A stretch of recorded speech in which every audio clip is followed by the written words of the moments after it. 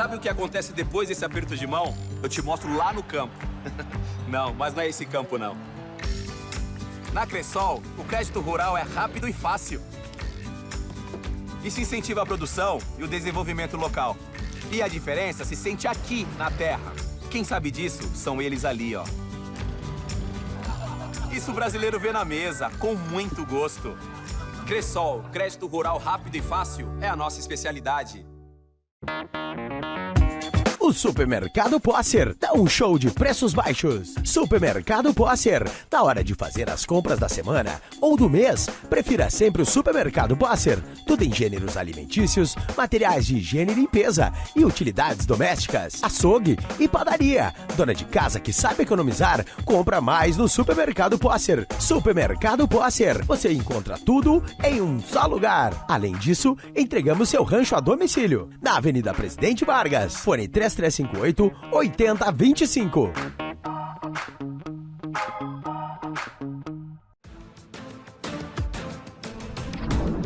Cansado de altos valores na sua conta de luz? A Clean Energia tem a solução.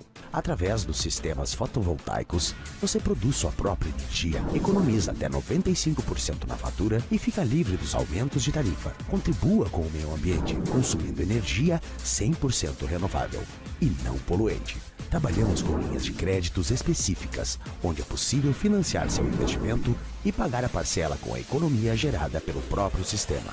Visite-nos ou solicite um orçamento sem custo. Clean Energia, a energia solar ao seu alcance. Na Avenida Leda Corse Rec, 635, Sala 2, em Ibiraianas.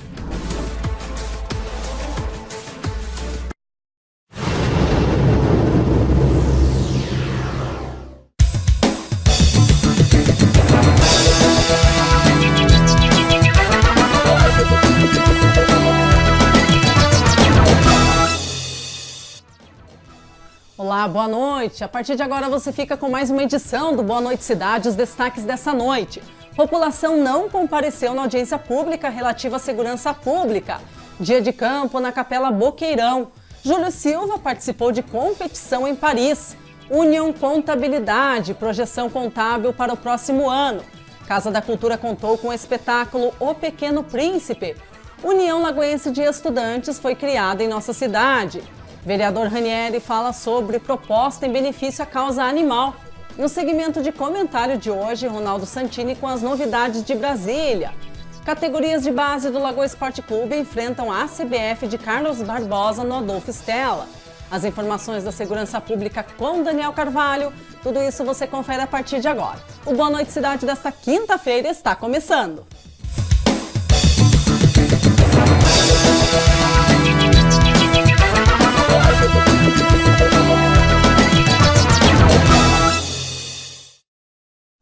População não compareceu na audiência pública que aconteceu na Câmara de Vereadores de Lagoa Vermelha. O objetivo era reunir e ouvir a população, especialmente do centro da cidade, sobre as algazarras e arruaças que têm acontecido com frequência. Vereador Braulio falou à Lagoa TV. Em primeiro lugar, agradecer, Agradecer a presença de vocês que estiveram lá, da imprensa, para poder fazer a cobertura, ouvir a população que estava ali, população que eu digo, as lideranças que representam aí as instituições da nossa Lagoa Vermelha, os servidores dos órgãos da segurança pública, E agradecer também a essas nossas instituições aí que fazem a segurança aí no dia a dia aí, Executivo Municipal, os colegas vereadores, alguns que puderam se fazer presente, Então, eu acho que foi um passo importante, Ademar, foi uma audiência de bastante discussões, de bastante levantamento. Apesar da ausência da comunidade, da população, aqui do centro da cidade, muitos assuntos interessantes foram debatidos. Foram levantados, Ademar, e você sabe que essa foi uma demanda, que a gente tem que, como vereador, e eu tenho procurado fazer isso sempre, estar sempre com os ouvidos bem abertos e os olhos abertos, ouvindo e olhando o que a comunidade nos solicita. Não é à toa, não foi assim que a gente teve uma ideia de fazer uma audiência pública. Foi devido a relatos que Não você foi, mesmo... não que, foi algo aleatório, não, pelo contrário. Foi em cima de reclamações. Reclamações que você mesmo, em várias situações, já repassou através da sua coluna, né, no jornal, aqui na rádio mesmo, né? Então, com esse levantamento e outras pessoas que nos encaminharam, levamos até o Gabinete de Gestão Integrada, de Segurança Pública, que fazemos parte através da Câmara de Vereadores, já desde o ano passado, e em 2017, nós fizemos uma audiência pública, né, que tivemos alguns apontamentos e que já melhoraram para essa de agora. Então, acho que é importante a gente estar sempre discutindo, né, essas ações. Algumas pessoas vão dizer, isso não leva a nada, não adianta nada. Não, sempre adianta você conversar, discutir, fazer. Porque numa sessão ordinária, como eu falava ontem, quando eu convidava aqui o pessoal antes da sessão, né, que você me deu espaço aqui na parte da manhã, para a gente convidar antes da audiência pública, numa sessão ordinária não tem a possibilidade do público se manifestar, alguém vir ali, a não ser que seja na tribuna livre, num determinado, uma pessoa ou duas no máximo por sessão. Ali é diferente, na audiência pública a gente pode conversar, pode dialogar, e eu acho que a comunidade nós precisamos fazer mais ações dessa forma, né, de vários setores, vários segmentos que interessem a comunidade. Porque é importante estar o legislativo, o executivo, as entidades representativas, né, do município estão sempre discutindo as mais diversas ações. Então, acho que é dessa forma que nós vamos construir uma Lagoa Vermelha melhor para todos. Esse é o nosso objetivo, né? Então, a gente agradece aí a todos que foram, né, aos servidores da segurança pública do nosso estado, que, diga-se de passagem, recebendo o seu salário muito atrasado, mas que fazem o seu trabalho no dia a dia, né, 24 horas por dia, esquecendo de tudo isso e procurando prestar o melhor serviço aí para a nossa comunidade. Acontecerá dia 15 de outubro na propriedade de Pedro e Alexandre Simeone, na Capela Boqueirão, um dia de campo. O engenheiro agrônomo Wilson Nadim fornece mais informações. É com grande satisfação que a gente está realizando esse dia de campo, né, Ademar? Um dia de campo para umas atividades para um público restrito, né, que se destina a produtores que ainda têm campo nativo. Então é um público restrito, mas de uma importância muito grande. É para quem tem campo nativo. Exatamente. Então os assuntos serão a implantação e manejo de campo nativo, né? Seria as técnicas para se melhorar um campo nativo, adubação, a divisão de pastagem e manejo. Outro assunto seria daí a implantação de bosques, né, para sombra, porque uma das coisas muito importantes também para os animais é que, além da pastagem, tem a sombra, distribuição de água e também um pouco sobre suplementação dos animais alimentados em campo nativo com suplementação de ração. Então, seriam esses os temas que serão tratados nesse dia de campo. Nós até comentávamos antes de iniciarmos a entrevista, Nadim, temos uma área reduzida de campo nativo em Lagoa Vermelha. Ademar, a área do total do município são 123 mil hectares. Dessas 123 mil hectares, apenas hoje nós estimamos em torno de 4.500 a 5.000 hectares que ainda mantém a vegetação de campo nativo, né? Isso tem uma explicação muito grande, né? Muito lógica, porque o campo nativo explorado de maneira simplesmente onde a gente coloca os animais e não aduba e não faz nenhum manejo, ele produz em torno aí de 150 a 200 quilos de carne por hectare por ano. Se tu multiplicar isso aí por R$5, R$6, isso aí dá menos de R$1.000. E se eu pegar esse mesmo hectare de terra e arrendar a 20 sacos de soja por hectare, eu simplesmente vou ganhar R$1.600, R$1.400, dependendo do preço da soja, né? Então, essa é a explicação de que os campos, né, estão diminuindo. Mas com aplicando tecnologia, manejando esses campos, fazendo manejo, a gente consegue chegar aí a 600 quilos de carne por hectare por ano. Aí eu multiplico por os mesmos 5, 6 e vou ter 2.500 a 3.000 de renda por hectare por ano. Daí se torna competitivo, né? O nosso campo nativo, ele tem mais de 40 espécies distribuídas naquela vegetação ali, né? Então ela confere um sabor único, um sabor especial para a nossa carne.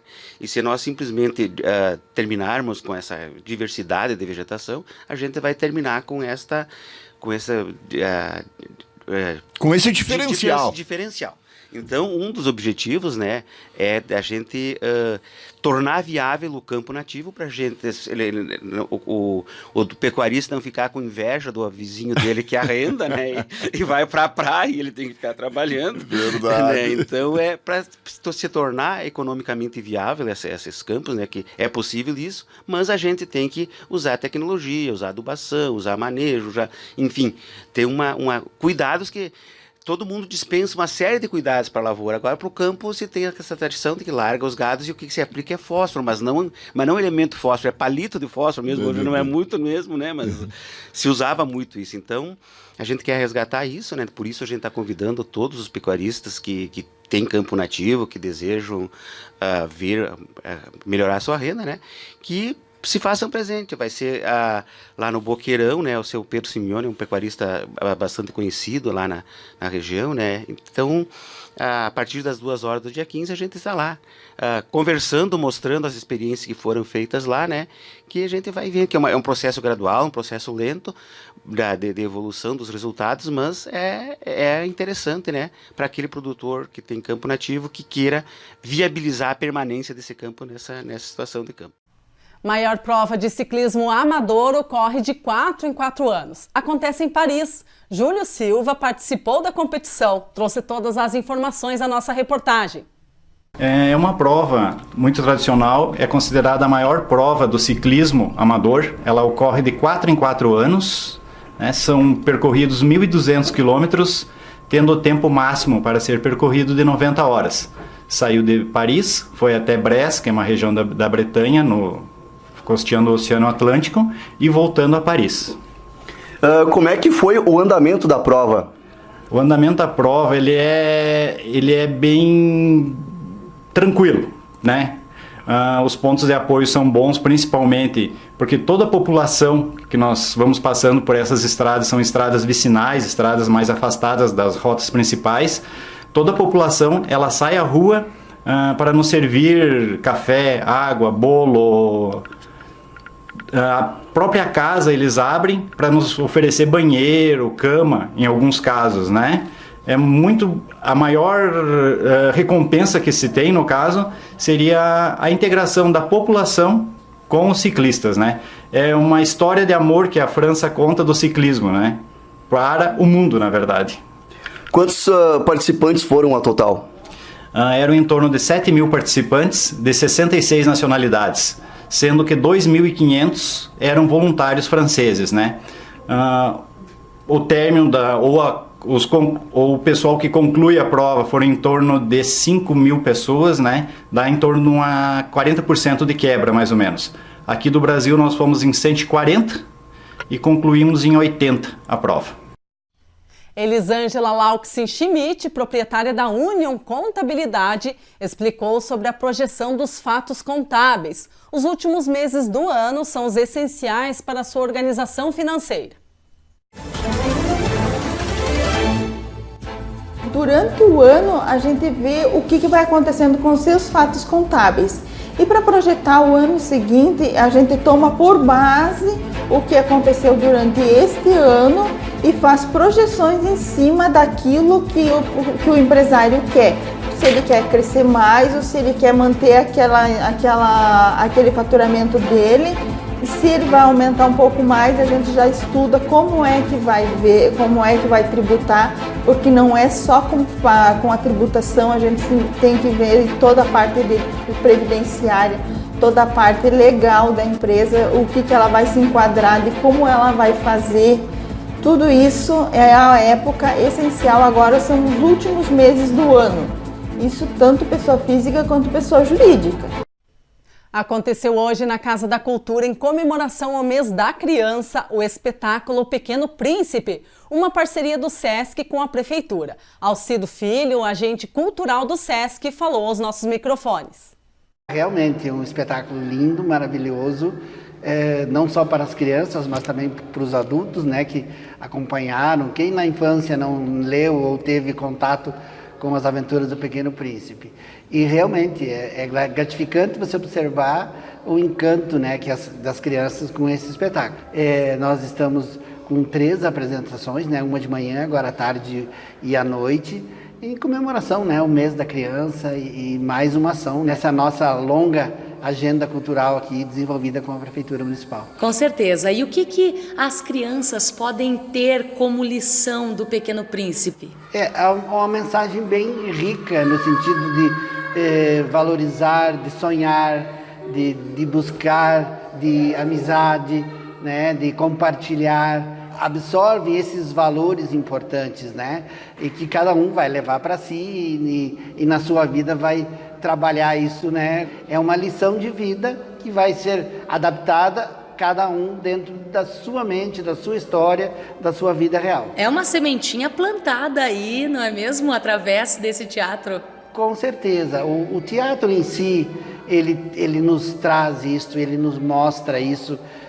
Cada espetáculo, a gente sempre fala, você nunca sai de um espetáculo, seja ele comédia, drama, enfim, você nunca sai do espetáculo da mesma forma que você entrou. Sempre tem alguma alteração, alguma coisa que você leva, que você usa isso para a tua vida, como experiência, como lição e como aprendizado também. Com certeza.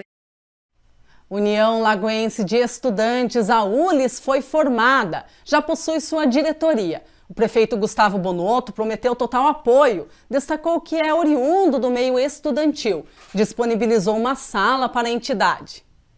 Com grande satisfação que nós recebemos aqui a diretoria da nova ULES, né, na pessoa do presidente Bernardo César.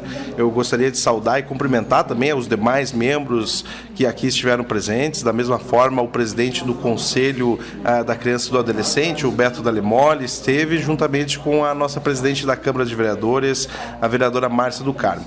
Eu sou um incentivador, eu admiro e gosto muito do trabalho do movimento estudantil, por assim dizer, seja a nível acadêmico, seja a nível secundarista, afinal eu sou fruto deste movimento, né? O senhor fez questão de registrar esse aspecto, é oriundo do meio estudantil? É algo que talvez não seja tão conhecido, né? Mas para mim teve um impacto muito grande na minha vida, inclusive me forjou certas habilidades ou certas iniciativas que também colaboraram para que eu tivesse uma exposição junto à vida pública política, né?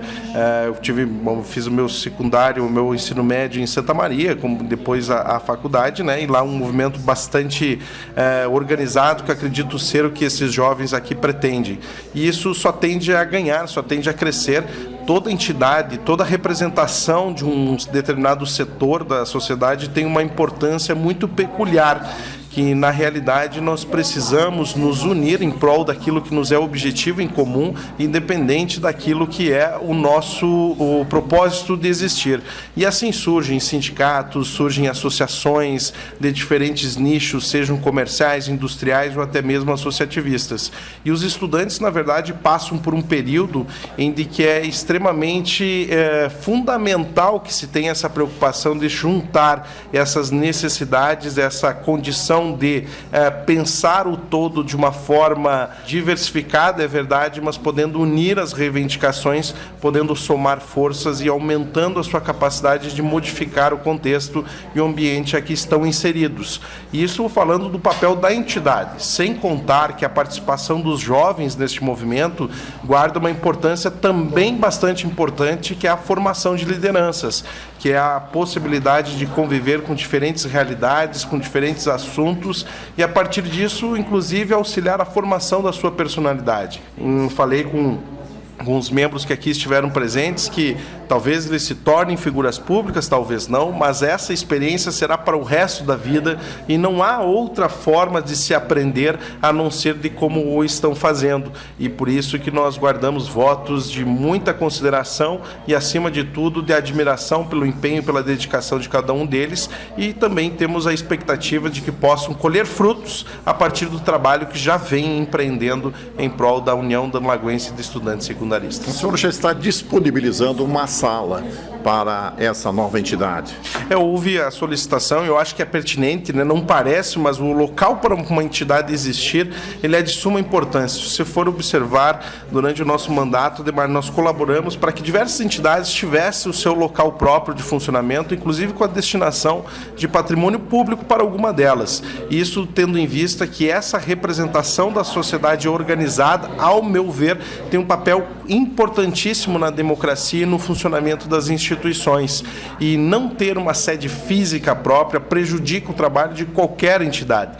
Então fui prontamente inclinado a atender essa reivindicação, porque temos condições de oferecer diferentes espaços que ficarão a critério da entidade definir qual lhes é mais próprio ou mais interessante de servir, para que se possa criar também a referência física da existência da ULES, algo que tenha a consciência de que irá auxiliar no desdobramento das suas iniciativas, que devo louvar aqui que a primeira delas é aumentar a sua representatividade. Então isso precisa ser salientado, que essa diretoria que está assumindo, que é composta por diferentes escolas, tem como primeiro objetivo aumentar a existência de grêmios estudantis e de diretórios que tenho a certeza irão colaborar para engrandecer ainda mais a sua entidade e, por consequência, um espaço físico para o seu trabalho é fundamental. Vereador Ranieri trouxe informações sobre a proposta que visa a possibilidade de incluir questionários acerca do controle populacional de cães e gatos no quadro de funções dos agentes comunitários de saúde do município de Lagoa Vermelha. O objetivo é ter informações sobre a quantidade de animais abandonados e os que têm lar, para que se possa ter políticas públicas eficientes. Temos diversas ações sendo promovidas em amparo aos animais. É uma das pautas que eu mais tenho trabalhado dentro da Câmara e ela acontece concomitantemente com as pautas vinculadas à educação, à segurança pública, à gestão, que são as pautas que eu tenho maior afinidade. Pois bem, a última proposta apresentada ela também consiste numa atividade muito simples, que não gera nenhum tipo de despesa para o nosso município, e que é importante especialmente para que nós tenhamos dados concretos para serem analisados para a criação de políticas públicas eficientes. Que proposta é essa?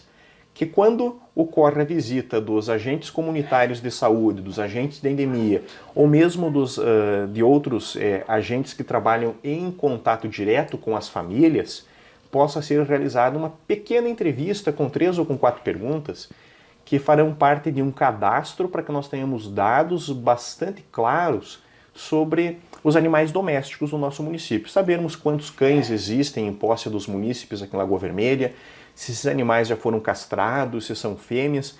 Para que isso, Yuri? Para que nós possamos propor políticas que sejam críveis, exequíveis. Então nós precisamos saber aonde estão os principais problemas, em quais bairros, de que forma o município poderá interferir e ajudar. E o principal objetivo, então, desses dados é para que nós possamos aí propor campanhas concretas. A castração de animais é uma delas. Então é importante que a gente saiba exatamente onde a gente está e, no decorrer da realização dessas campanhas, quais foram os objetivos atingidos. Então, para isso é necessária uma coleta de dados inicial. Nós temos uma estimativa que não é uma estimativa concreta, enfim, ele é um dado pescado em cima de informações nacionais, que nós teríamos, de acordo com a nossa população, aproximadamente 7.000 animais nas ruas. E tu imagina, então, se são 7.000 animais vagando pelas ruas, quantos animais nós teríamos nos nossos domicílios? Essas são informações genéricas a partir de base de dados colhidos, por exemplo, através do IBGE. Mas nós achamos, eu particularmente acho, Yuri, que nós não temos 7.000 animais vagando pelas ruas. Nós temos sim um número bastante grande, mas eu acredito que seja menos da metade do que isso. Nós precisamos ter uma ideia, no mínimo, de quantos animais nós temos nas nossas residências, de que forma esses animais estão sendo amparados, cuidados, se realmente existe algum tipo de cuidado ou se eles estão sendo, na verdade, negligenciados e aí se transformam em um problema de saúde pública, zoonoses, doenças, enfim. Então a gente precisa ter um pouquinho de conhecimento para poder propor ações que sejam realmente efetivas. Alguma consideração final? Quero agradecer pelo espaço, tanto a rádio Lagoa FM quanto a emissora Lagoa TV, sempre dando espaço para a gente divulgar as boas ações. Isso para nós é importante. Intervalo e a seguir a gente volta com o segmento de comentário, também as notícias do esporte e da segurança pública. Já voltamos.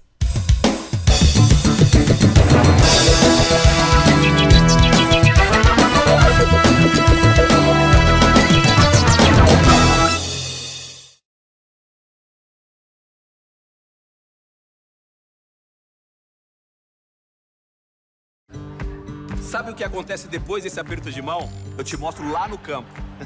Não, mas não é esse campo, não. Na Cressol, o crédito rural é rápido e fácil. Isso incentiva a produção e o desenvolvimento local. E a diferença se sente aqui, na terra. Quem sabe disso são eles ali, ó. Isso o brasileiro vê na mesa, com muito gosto.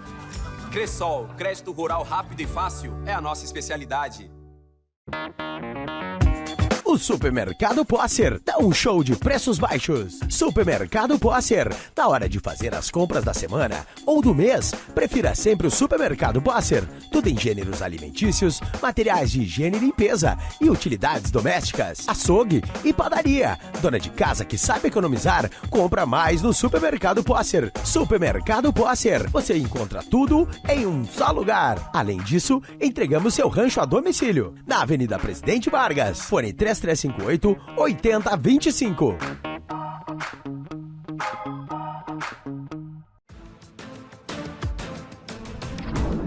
Cansado de altos valores na sua conta de luz? A Clean Energia tem a solução. Através dos sistemas fotovoltaicos, você produz sua própria energia, economiza até 95% na fatura e fica livre dos aumentos de tarifa. Contribua com o meio ambiente, consumindo energia 100% renovável e não poluente. Trabalhamos com linhas de créditos específicas, onde é possível financiar seu investimento e pagar a parcela com a economia gerada pelo próprio sistema. Visite-nos ou solicite um orçamento sem custo. Clean Energia, a energia solar ao seu alcance. Na Avenida Leda Corsi-Rec, 635, Sala 2, em Ibiraiaras.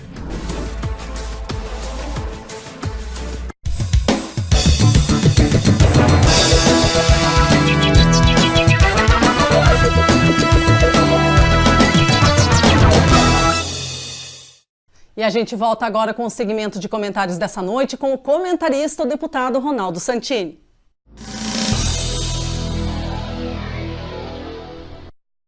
Olá, meus amigos, minhas amigas que acompanham o nosso telejornal da Rádio e TV Lagoa.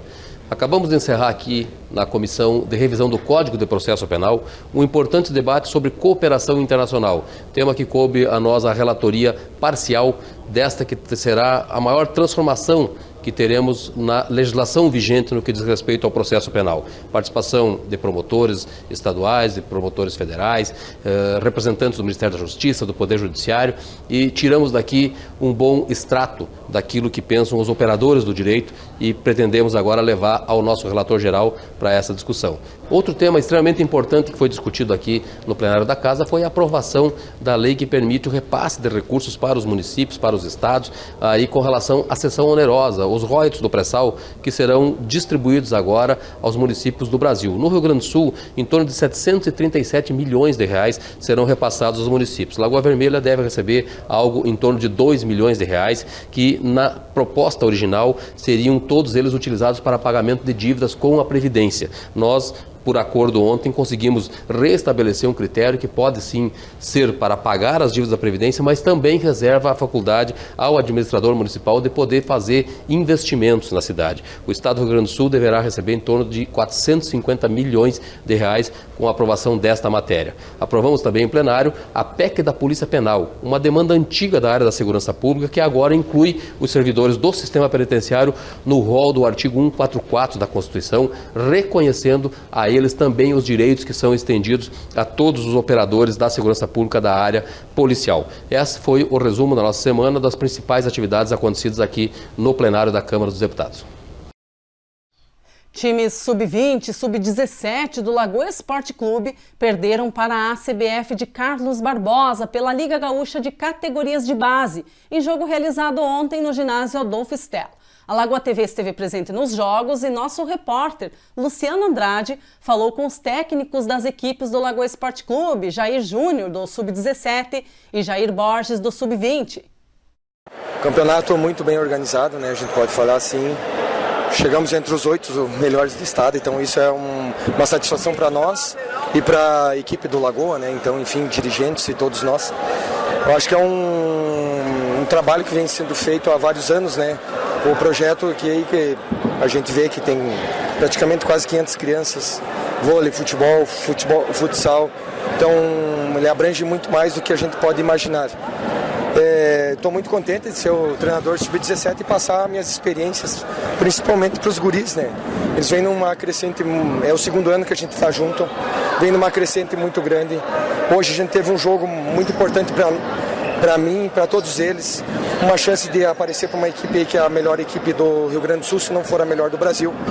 Então é um algo a mais que eles deram dentro de quadra, responderam muito bem, a vitória não veio, infelizmente, mas eu estou muito orgulhoso pelo que a gente fez no ano, pelos nossos poucos treinamentos, falta de quadra, então isso é uma coisa que a gente tem que melhorar bastante, não só no projeto, mas na mentalidade aí do pessoal que auxilia, que é o pessoal da prefeitura, enfim, isso é muito chato, a gente não conseguir trabalhar, o tanto que a gente deve trabalhar com os guris, eles têm muito a crescer, só que a gente precisa também passar o máximo possível para eles, são guris novos, estão aprendendo muitas coisas, e pela experiência que eu vivi a minha vida inteira no futsal, eu acho que está sendo motivador e estou me sentindo muito bem, estou muito feliz.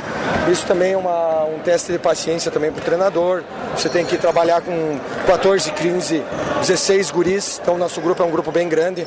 Resolvi no início do ano fazer um grupo grande por essa parte, mas é a crescer a cada dia, fazer o nosso melhor. A gente ainda tem o próximo jogo lá, a gente vai jogar de igual para igual, como a gente jogou aqui. Buscar o melhor, buscar acertar os erros aí, se a gente tiver algum treinamento. E a gente, não só eu, acredito como todo o Ronaldo, pessoal das categorias da base, professor Picolé, professor Chiquinho também, tem que estar bem feliz aí com os guris aí. Um jogo difícil que a gente já esperava, né? A equipe da CBF muito qualificada, uma equipe que treina 8 vezes por semana, eu estava conversando com o Henrique, né? Então eles treinam de segunda a sexta e mais 3 turnos a mais. E com o adulto, que muitas vezes... né? Muitos meninos aí já estão jogando adulto, essa base aí jogou contra a Zif esse ano, jogou contra o Sazi, parece de Selbach. Um time que tem muita qualidade, nós aqui a gente está com um pouquinho de dificuldade no sub-20 para treinar, por causa dos horários do ginásio, né? Na verdade hoje nós estávamos em 6 meninos e o resto vieram os meninos do 17 que já tinham jogado, né? Mas eu acho que os meninos foram muito guerreiros, a gente se doou, tentou marcar, mas é que a CBF tem 2, 3 quartetos, tem muita qualidade, né? Mas o placar é um placar que não foi, né, tão feio assim, 6-1, dava para nós ter jogado um pouquinho melhor, alguns erros individuais que acabaram prejudicando um pouquinho, mas agora é levantar a cabeça porque a gente ainda tem mais 5 jogos. Brigar principalmente contra Carazinho e São José do Inhacorá. Eu acho que são cidades mais do nosso porte, com as estruturas mais parecidas, porque a gente sabe que a CBF já ganhou na outra fase, ganhou todos os jogos, a tendência é que nessa fase ganhe também. Mas eu estou contente assim, com os meninos, devagarzinho. Quando a gente e o problema é a intensidade do jogo, entende, Luciano? A gente conseguiu equilibrar as ações até ali pelos 13, 14 minutos do primeiro tempo, depois sentimos pouco, como a gente não tem tanta estrutura para trocar. Mas tá bom, a gente também vai evoluindo, vai aprendendo com os erros para melhorar para as próximas partidas. Próximo jogo contra São José do Inhacorá, inclusive, né? Isso, a gente vai ter que jogar em Caseiros, não, a gente não vai ter ginásio nesse dia, né? Vamos recuperar os meninos. Eu acho que a gente não vai conseguir treinar também, que é uma coisa que prejudica um pouquinho. Mas vamos se organizando da forma que a gente conseguir montar a equipe. Hoje nós, por exemplo, desfalques importantes como o Guilherme Torneal, que faz parte do adulto, estava com a lesão no joelho e não pôde jogar. Perdemos o Douglas na metade da competição, os meninos de São José do Ouro também não puderam vir. Então faz bastante falta jogadores dessa qualidade para o nosso elenco. Mas tentar se reorganizar, que a rapaziada recupere aí para nós fazer um bom jogo contra São José e tentar a primeira vitória nessa segunda fase. Os destaques agora para os acontecimentos da área policial com o repórter Daniel Carvalho. Boa noite, Daniel. Boa noite, Marina. Boa noite a todos que acompanham a Lagoa TV. A gente retorna nesta noite de quinta-feira, 10 de outubro, e atualiza você com as informações da área da segurança pública. 2 fatos merecem serem destacados dentre os vários que aconteceram nas últimas horas. Lembrando que estas informações é sempre com o oferecimento da Alfa Segurança e Monitoramento, escritório localizado na rua Nível Castelano, ao lado da agência dos Correios. O Corpo de Bombeiros atendeu no finalzinho desta madrugada, por volta de 5h30 da manhã, um incêndio em um aviário na comunidade São Brás, interior de Caseiros. O Corpo de Bombeiros acabou sendo chamado por volta de 5h15 para combater as chamas aí neste aviário localizado no interior do município de Caseiros, na comunidade São Brás. No local do incêndio, os proprietários perceberam a ação do fogo e deixaram as portas fechadas, impedindo a entrada de oxigênio de uma forma maior, acionando o Corpo de Bombeiros para combater as chamas que lentamente se alastravam pelas maravalhas, lonas e fiações elétricas. Mais de 60% da estrutura foi salva, devido à agilidade dos bombeiros e pela prevenção realizada pelos proprietários. Segundo as informações, estes animais seriam colocados, hoje à tarde neste espaço. Então, nenhum animal ficou ferido aí neste incêndio. Já pela nossa região, Banco do Banrisul é assaltado no município de Três Arroios, cidade próxima de Erechim, no norte gaúcho. Segundo as informações obtidas pela AU Online, que acabou disponibilizando algumas imagens que circularam nas redes sociais, inclusive de moradores daquele local, um dos homens, acabou sendo preso pela polícia e o outro acabou aí morrendo nesse confronto. O Banco de Três Arroios, próximo de Erechim, é assaltado hoje pela parte da manhã. Foi por volta de 10 horas. Três Arroios, no norte gaúcho, fica aí a cerca de 20 quilômetros da cidade de Erechim. Um grupo fortemente armado chegou na agência e logo ao abrir as portas, por volta das 10 horas, anunciou o assalto.